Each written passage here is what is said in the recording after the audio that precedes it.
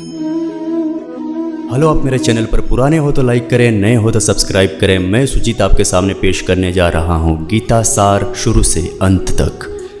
भगवान श्री कृष्ण कहते हैं, हे पार्थ, जब मनुष्य मन की सभी इच्छाओं और विकारों को पूरी तरह से त्याग देता है तो उसे खुद को खोजने में यानी आत्म खोज में संतुष्टि मिल जाती है।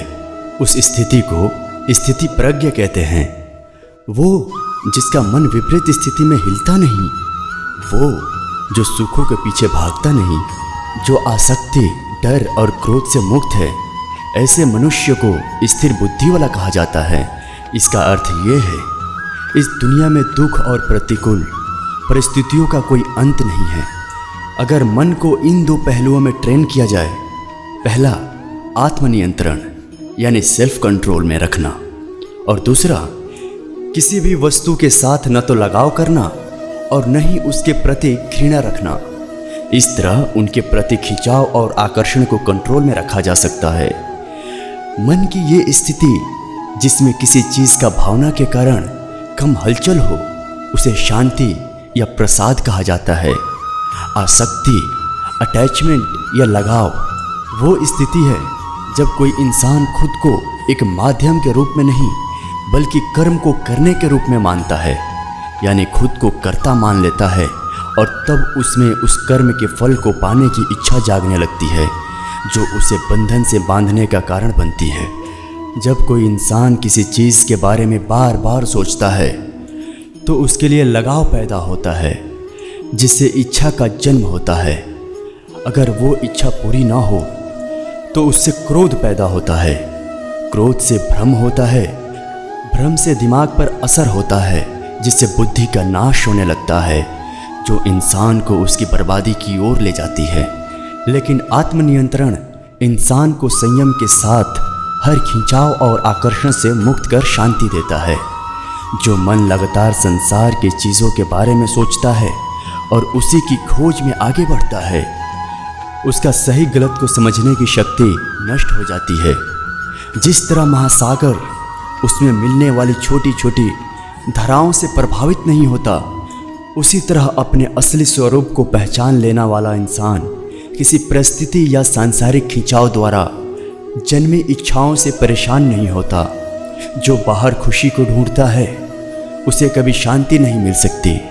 इसलिए अगर शांति अनुभव करना चाहते हो तो अपने अंदर झांको और उस परम तत्व के सच को पहचानो। हर इच्छा का त्याग करना और अपने असली स्वरूप में टिके रहना ब्रह्मा की स्थिति है।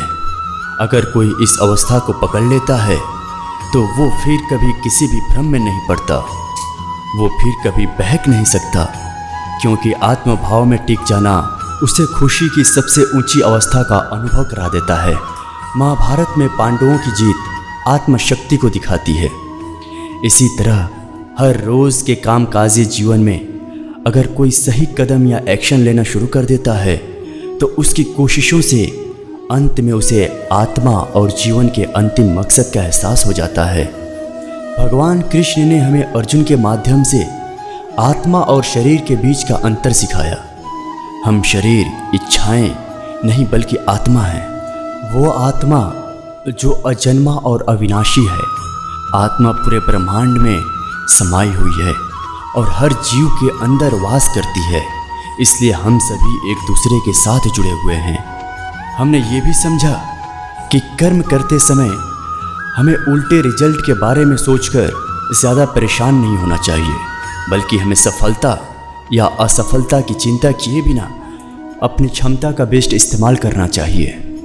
इसके साथ साथ हमें अपनी असफलताओं से सीखना चाहिए और अपनी असफलताओं से निराश या हारे बिना लगातार आगे बढ़ते रहना चाहिए। एक सक्सेसफुल इंसान बनने के लिए हमें अपनी इच्छाओं को कंट्रोल करने या सीमित करने की भी ज़रूरत है।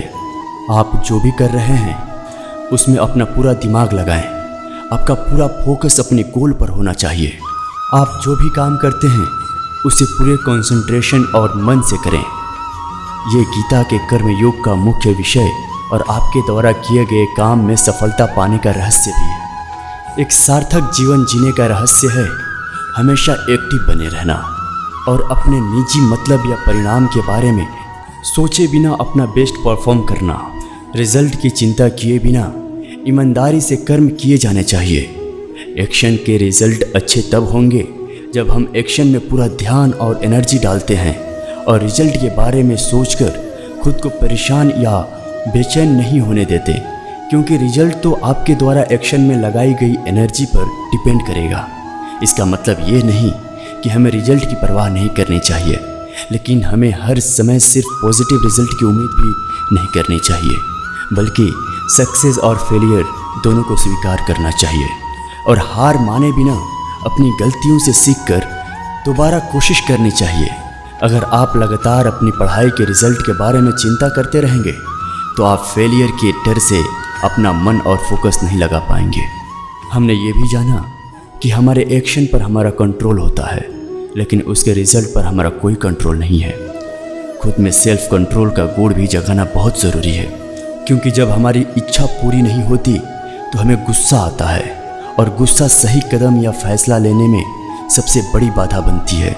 इसलिए गुस्से को कंट्रोल करने का सबसे अच्छा तरीका है हमारी इच्छाओं को कंट्रोल करना या सीमित करना। इस बात को समझें कि हमें बहुत सी चीज़ें नहीं चाहिए, क्योंकि ये इच्छाएं मन में शुरू होती हैं और इसका कोई अंत नहीं है। इसलिए हमें अपने मन पर कंट्रोल करना सीखना होगा। एक स्टूडेंट के रूप में अपने लिए हाई गोल सेट करें, अपना बेस्ट दें और अपनी पढ़ाई पर फोकस करें। अगर आप बिजनेस करते हैं तो पूरी ईमानदारी के साथ व्यापार करें। अगर आप जॉब करते हैं तो कुछ पाने की इच्छा करने से पहले ये भावना रखें कि आप उस कंपनी के लिए क्या क्या कर सकते हैं। अपने परिवार और अपनों के प्रति अपनी हर जिम्मेदारी को बखूबी निभाएं, लेकिन उनके प्रेम में धृतराष्ट्र की तरह अंधे न बने कि आप सही और गलत के बीच का अंतर भूलकर गलत कदम उठाने से भी न चूकें।